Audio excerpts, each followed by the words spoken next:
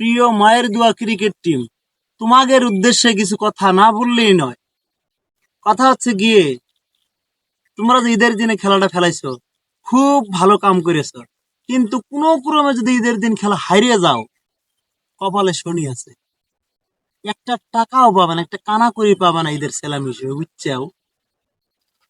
বাবা লিটন, সৌম্য সরকার, তোমাদের কথা কি বলবো? তোমরা তো হিন্দু, তোমরা অন্য জাতের লোক, যাই হোক, তোমাদের তো কিছু সম্মানে দেওয়া উচিত।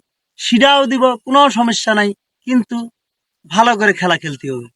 খেলা যদি কোনো ক্রমে খালি উল্টা পাল্টা হচ্ছে, যদি মনে করো যে রান কম হয়ে গেছে, 5 বলে 1 রান করেছো, আউট হয়েছো, কপালে খুব খারাপ হয়েছে, একটা টাকাও সেলামি দিব না। কোনো ক্রমে যদি আমাদের ঈদের দিনটা মাটি হয়ে যায়, তোমরা হারার কারণে খবর কিন্তু খারাপ করে ফেলাবো, বুঝছো? ঘটনা হচ্ছে, ঈদের একটা দিন তোমাগর খেলা দেখলি আমাদের বুকের ভিতরে ধাক ধাক করে ওঠে। কারণ কি?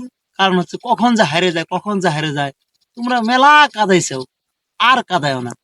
তোমরা যে মায়ের দোয়া ক্রিকেট টিম হিসেবে আমাকে কাদাইছাও, সেটা কিন্তু আমরা কখনোই ভুলিনি, বুঝছাও? একটু ভালো করে খেলার চেষ্টা করো। ঈদের সেলামিটা যদি পাইতে চাও, তো ভালো করে খেলা খেলা লাগবে।